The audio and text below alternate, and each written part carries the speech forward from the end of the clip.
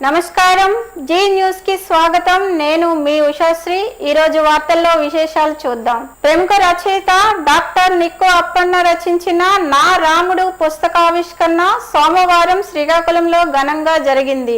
ఈ కార్యక్రమంలో శ్రీకాకుళం ఎమ్మెల్యే గొండు శంకర్ ముఖ్య అతిథిగా పాల్గొన్నారు. బ్రహ్మశ్రీ ఎర్రాప్రగడ రామకృష్ణ చేతుల మీదుగా గ్రంథాన్ని ఆవిష్కరించారు. ఈ సందర్భంగా ఎమ్మెల్యే మాట్లాడుతూ శ్రీరాముడి వ్యక్తిత్వంపై ప్రత్యేకంగా గ్రంథం రచించడం అభినందనీయమని డాక్టర్ నిక్కు అప్పన్నను ప్రశంసించారు. విజయవాడలో తాను ఇంటర్మీడియట్ చదివే రోజుల్లో అప్పన్న తనకు సంరక్షకుడిగా మార్గదర్శిగా వ్యవహరించారని నాటి జ్ఞాపకాలను గుర్తు చేసుకున్నారు. ఆయన మరిన్ని ఉత్తమ గ్రంథాలు రచించాలని ఆకాంక్షించారు. కార్యక్రమంలో సాహితీవేత్తలు, ఆధ్యాత్మిక ప్రముఖులు, స్థానిక నాయకులు, భక్తులు పాల్గొన్నారు.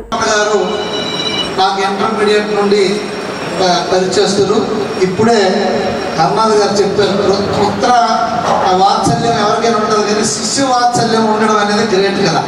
సో శిష్యు వాత్సల్యం ఎక్కువగా ఉందని అనడంలో పక్కా కరెక్ట్గా చెప్పారు మీరు. ముఖ్యంగా నేను కూడా ఆయన శిష్యుడినే. ఎలాగంటే నేను ఇంటర్మీడియట్ విజయవాడలో చదివినప్పుడు నేను 10th వరకు మా ఊర్లో చదువుకున్నాను. ఇల్లు దాటి పేరెంట్స్ దాటి నాకు బయటికి వెళ్ళడం తెలియదు. మా అమ్మమ్మ దగ్గర పడుకునేవాడు అప్పుడు. సో ఇంటర్మీడియట్ కొత్తగా నాకు అక్కడ వేసేటప్పుడు నాకు ఆయన కేర్ టేకర్. వారం రోజులు నేను బయలుదేరి మాకు హోమ్స్ కాలేజ్ ఇస్తే మొత్తం సర్దుకొని ఇంటికి వచ్చాను. అంటే మీరుంటే వెళ్దాం, లేకపోతే ఉండిపోతాం. మళ్ళీ మా ఫాదర్ అందరూ చెప్పి నేను కూడా చదువుకోవాలి, ఇక్కడ ఉంటే కాదు ఎలాగైనా చదువుకునే ఉద్దేశంతో అక్కడికి వెళ్ళిన తర్వాత నాకు గురువు, తండ్రి, దైవం అన్నీ ఆయనే. సో ఆయన వల్లే నేను అక్కడ ఇంటర్మీడియట్ చేసి జాతీయ క్రీడా దినోత్సవాన్ని పురస్కరించుకొని ఈ నెల 27న దేశవ్యాప్తంగా ఖేలో ఇండియా సంవాద్ యువ కనెక్ట్ కార్యక్రమం నిర్వహిస్తున్నట్లు జిల్లా మేరా భారత్ యోజన అధికారి నమ్మల కృష్ణ తెలిపారు.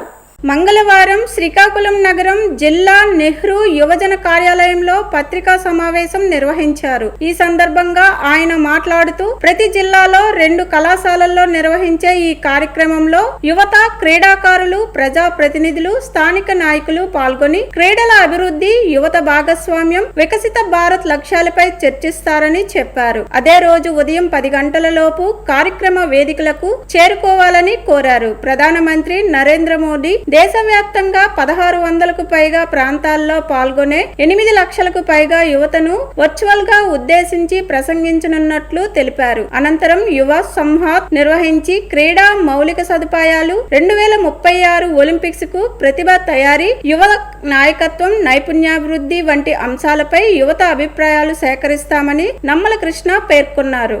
నా పేరు కృష్ణ, నేను జిల్లా యువ అధికారి మేరా యువ భారత్ శ్రీకాకుళం. మనం ఈరోజు ప్రెస్ కాన్ఫరెన్స్ యొక్క ముఖ్య ఉద్దేశం ఏంటంటే ministry of youth affairs and sports, government of India మనం ఎప్పుడు ఆగస్ట్ 29వ తారీఖున national sports day to celebrate the birth anniversary of major Dhyan Chand ji. So ఆ రోజు మనం స్పోర్ట్స్ దినోత్సవం జరుపుకుంటున్నాం. సో దానికి ముందుగానే ప్రీ ఈవెంట్ యాక్టివిటీగా ఆగస్టు 27న మనం ఖేలో ఇండియా యువ సంవాద్ అనే కార్యక్రమం జరుపుకోవడం జరుగుతుంది. సో ప్రతి జిల్లాలోని 2 కాలేజీలు సెలెక్ట్ చేయడం జరుగుతుంది. సో మన శ్రీకాకుళం జిల్లాలో ఆదిత్య డిగ్రీ కాలేజ్ ఒకటి, ఇంకొకటి గవర్నమెంట్ డిగ్రీ ఉమెన్స్ కాలేజ్, ఈ 2 జిల్లాలు ఎంపిక అవ్వడం జరిగింది. సో ఈ 2 జిల్లాల్లోని ఆగస్ట్ 22వ తారీఖున మనకి honourable prime minister of India Shri Narendra Modiji గారు వర్చువల్గా అడ్రస్ చేస్తారు to the youth regarding the Khelo India Samvad to let them know about sports. మనకి చాలా ఇంపార్టెంట్, క్రీడలు మనకి చాలా అవసరం. సో యువత అన్నింటిలోని పాల్గొనాలి అనే ముఖ్య ఉద్దేశంతో భారత ప్రధానమంత్రి మన నరేంద్ర మోడీ గారు 27న వర్చువల్గా అడ్రస్ చేస్తారు యూత్ని. సో ఆ కార్యక్రమం ఉద్దేశంగా ఈరోజు మనకి ప్రెస్ కాన్ఫరెన్స్. ఈ నెల 31న శ్రీకాకుళం టౌన్ హాల్లో జరగనున్న వైఎస్ఆర్ కాంగ్రెస్ పార్టీ జిల్లా కార్యాలయ ప్రారంభోత్సవాన్ని విజయవంతం చేయడంపై యువనేత ధర్మాన రామ్ మనోహర్ నాయుడు నియోజకవర్గ నాయకులతో సమావేశమయ్యారు. మాజీ మంత్రి ధర్మాన ప్రసాదరావు కార్యాలయంలో జరిగిన సమావేశంలో కార్యక్రమ ఏర్పాట్లు, నాయకులు, కార్యకర్తల భాగస్వామ్యంపై చర్చించారు. ఈ సందర్భంగా రామ్ మనోహర్ నాయుడు మాట్లాడుతూ 2019లో పార్టీ విజయానికి పనిచేసిన స్ఫూర్తితోనే 2029లో వైఎస్ జగన్మోహన్ రెడ్డి నాయకత్వంలో మళ్లీ వైఎస్ఆర్ కాంగ్రెస్ పార్టీని అధికారంలోకి తీసుకురావడానికి ప్రతి ఒక్కరూ కృషి చేయాలని పిలుపునిచ్చారు. జిల్లా పార్టీ కార్యాలయ ప్రారంభోత్సవానికి నాయకులు, కార్యకర్తలు పెద్ద సంఖ్యలో హాజరై విజయవంతం చేయాలని కోరారు. సమావేశంలో నియోజకవర్గ ముఖ్య నాయకులు, అనుబంధ విభాగాల ప్రతినిధులు, సర్పంచులు, ఎంపీటీసీలు, కార్యకర్తలు, యువత పాల్గొన్నారు. చల్లా శ్రీనివాసరావు గారికి మా కుటుంబం తరపున, పార్టీ తరపున, నాన్నగారి అభిమానుల తరపున హృదయపూర్వకమైన ధన్యవాదాలు తెలియజేసుకుంటున్నాం. అలాగే పార్టీ కార్యాలయం పెడుతున్నాం. నాయకులు కానీ, కార్యకర్తలు కానీ ఇబ్బందుల్లో ఉన్నాం. కార్యాలయానికి కొన్ని హంగులు ఏర్పాటు చేయాలి, కొన్ని రిపేర్లు చేయాలి. ఈ 2 సంవత్సరాలు పార్టీ ఆఫీస్ నడవాలి అని నోరు తెరిచి కొంతమందికి మీరు స్పాన్సర్ చెయ్యాలి అని నోరు తెరిచి అడగగానే స్పాన్సర్ చేసిన పెద్దలందరికీ కూడా మా కుటుంబం తరపున హృదయపూర్వకమైన ధన్యవాదాలు తెలియజేసుకుంటున్నాం. నిజానికి వాళ్ళందరూ చాలా ఇబ్బందుల్లో ఉన్నారు.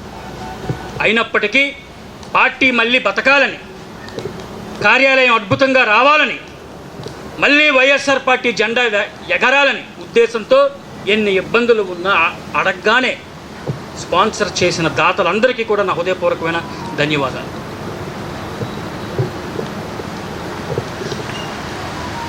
ఇప్పుడే సింహరాజశేఖర్ గారు అన్నారు, నాకు ఆయన తండ్రి సమానులు.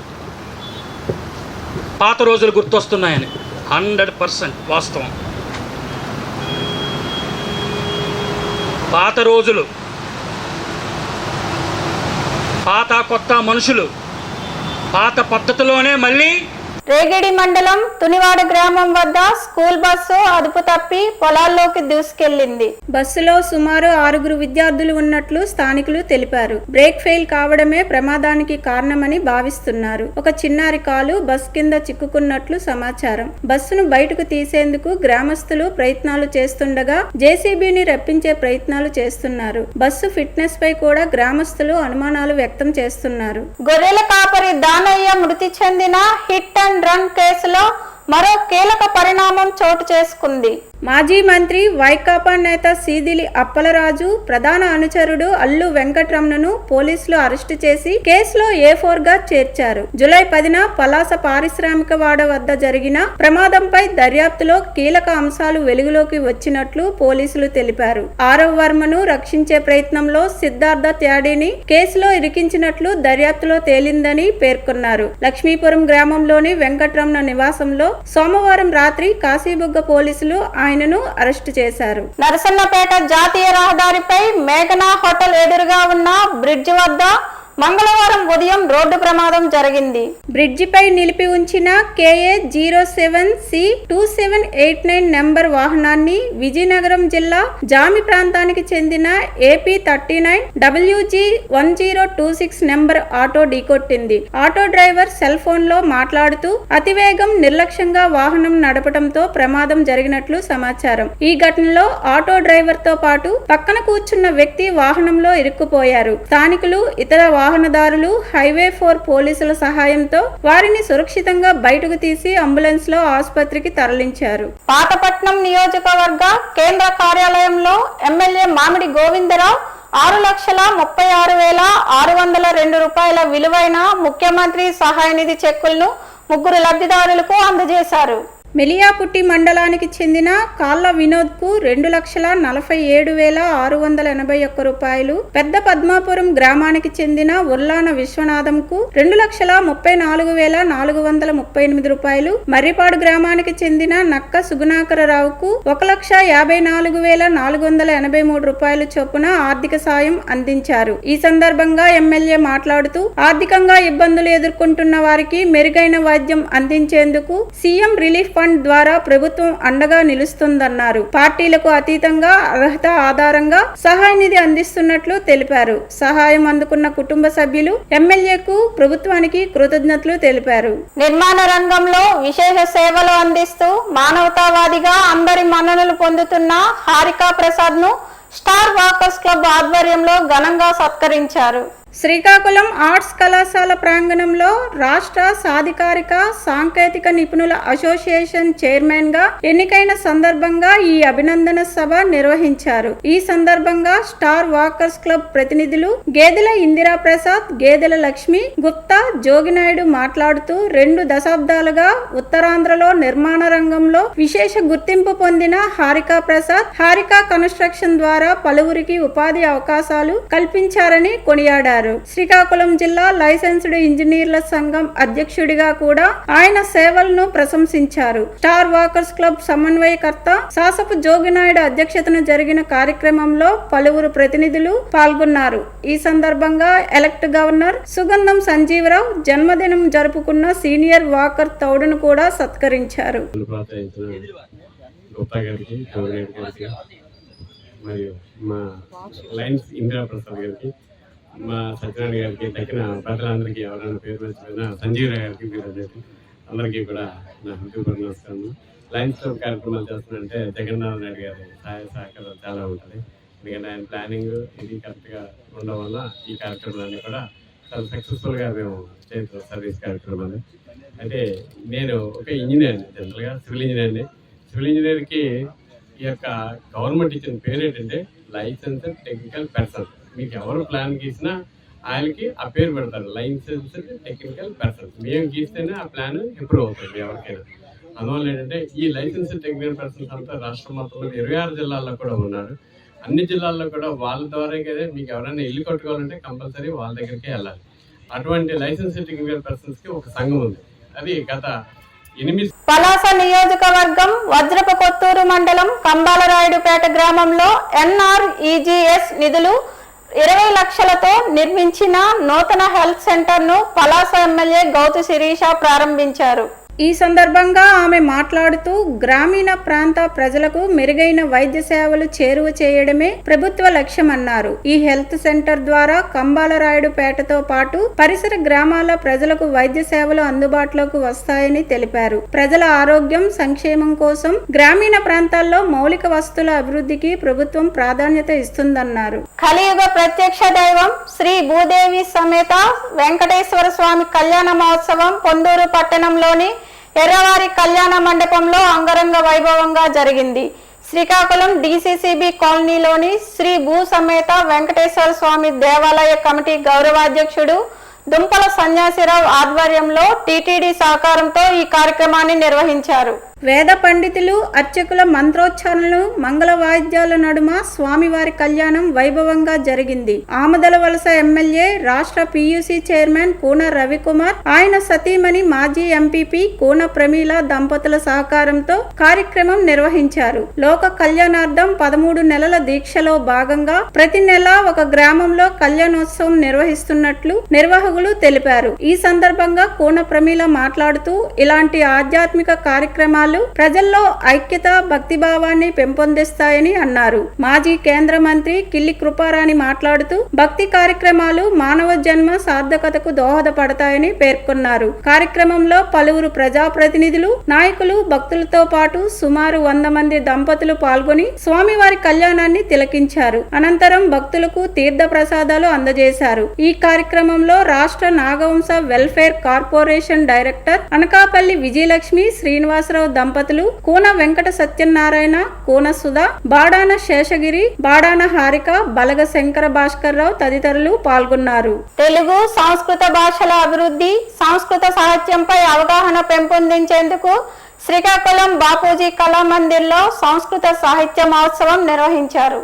ఆంధ్రప్రదేశ్ తెలుగు సంస్కృత అకాడమీ కేంద్రీయ సంస్కృత విశ్వవిద్యాలయం సంయుక్త ఆధ్వర్యంలో ఈ కార్యక్రమం జరిగింది. ప్రముఖ విద్యావేత్తలు, సంస్కృత పండితులు, సాహితీవేత్తలు, ఉపాధ్యాయులు, విద్యార్థులు, భాషాభిమానులు పాల్గొన్నారు. సంస్కృత భాష భారతీయ సంస్కృతి, జ్ఞానం, సాహిత్యానికి మూలాధారమని, యువతలో సంస్కృతంపై ఆసక్తి పెంచడమే మహోత్సవం లక్ష్యమని నిర్వాహకులు భాస్కర భట్ల శ్రీరామ శర్మ, బరాటం లక్ష్మణరావు తెలిపారు. కార్యక్రమంలో సంస్కృత భాష ప్రాధాన్యత, భారతీయ జ్ఞాన సంపద, సంస్కృత సాహిత్య వైభవంపై ప్రముఖులు ప్రసంగించారు. సంస్కృతం, తెలుగు భాషల అభివృద్ధికి కృషి చేస్తున్న ప్రముఖులను సన్మానించనున్నట్లు నిర్వాహకులు తెలిపారు. తీర ప్రాంత భద్రతను మరింత పటిష్టం చేసేందుకు మెరైన్ కంట్రోల్ రూమ్ ఏర్పాటు చేయాలని జిల్లా కలెక్టర్ స్వప్నిల్ దినకర్ పున్కర్ అధికారులను ఆదేశించారు.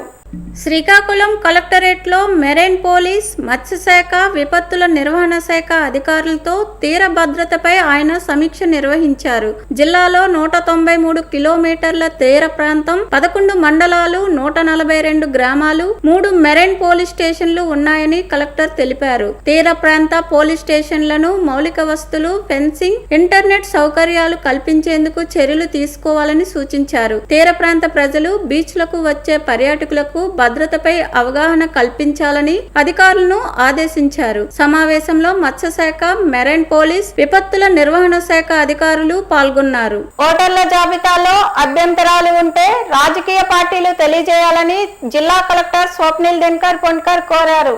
శ్రీకాకుళం కలెక్టరేట్ లో రాజకీయ పార్టీల ప్రతినిధులతో ప్రత్యేక ఓటర్ల జాబితా సవరణపై వారాంతపు సమావేశం నిర్వహించారు. ఈ సందర్భంగా ఫార్మ్ 678 ద్వారా అందిన క్లయింట్స్ అభ్యంతరాల వివరాలను నియోజకవర్గాల వారీగా కలెక్టర్ వివరించారు. ప్రత్యేక సవరణలో భాగంగా జారీ చేసిన 1,16,258 నోటీసుల్లో ఇప్పటి వరకు 51,878 మంది డాక్యుమెంటేషన్ అప్డేషన్ పూర్తయిందని, మరో 64,380 మందికి అప్డేషన్ చేయాల్సి ఉందని తెలిపారు. అర్హులైన ఓటర్ల డాక్యుమెంటేషన్ అప్డేషన్ ను త్వరితగతిన పూర్తి చేయించేందుకు రాజకీయ పార్టీలు సహకరించాలని కలెక్టర్ కోరారు. సమావేశంలో డిఆర్ఓ వి విశ్వేశ్వరరావుతో పాటు వివిధ రాజకీయ పార్టీల ప్రతినిధులు పాల్గొన్నారు. వైసీపీకి ప్రజల్లో ఆదరణ లేదని, 2024 ఎన్నికల ఫలితాలే ఇందుకు నిదర్శనమని రాష్ట్ర టీడీపీ కార్యదర్శి మాదారపు వెంకటేష్ అన్నారు. ప్రస్తుతం ఎన్నికలు జరిగితే వైసీపీకి ఒక్క సీటు కూడా దక్కదని, కూటమి ప్రభుత్వానికి ప్రజల మద్దతు కొనసాగుతుందని పేర్కొన్నారు. ముఖ్యమంత్రి నారా చంద్రబాబు నాయుడు నాయకత్వంలోని కూటమి ప్రభుత్వం 2 ఏళ్లలో అభివృద్ధి, సంక్షేమానికి ప్రాధాన్యం ఇస్తోందన్నారు. ఉద్యోగుల జీతాలు, పెన్షన్లు సకాలంలో అందించడం, ప్రభుత్వ ఉద్యోగాల భర్తీ, పరిశ్రమలు, పెట్టుబడులను ఆకర్షించడం వంటి చర్యలు చేపట్టిందని తెలిపారు. కేంద్ర, రాష్ట్ర ప్రభుత్వాల సహకారంతో భోగాపురం విమానాశ్రయం, మూలపేట పోర్ట్, నేరడి ప్రాజెక్టు వంటి అభివృద్ధి పనులు వేగవంతమవుతున్నాయని చెప్పారు. శ్రీకాకుళం ఎమ్మెల్యే గొండు శంకర్ నియోజకవర్గ అభివృద్ధికి కృషి చేస్తున్నారని కొనియాడారు. వైసీపీకి అనుకూలంగా వస్తున్న సర్వేలు కేవలం ఆ పార్టీ కార్యకర్తలను మభ్యపెట్టేందుకేనని వెంకటేష్ విమర్శించారు. 2024లో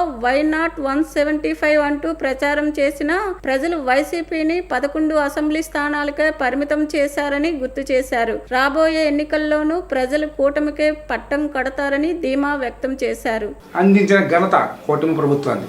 రేపు రాబోయే నెల, ఈ సంవత్సరం ఆఖరికి ఇంకో 10,000 ప్రభుత్వ ఉద్యోగాలు అందిస్తున్న గొప్ప ప్రభుత్వం కూటమి ప్రభుత్వం, మంచి ప్రభుత్వం.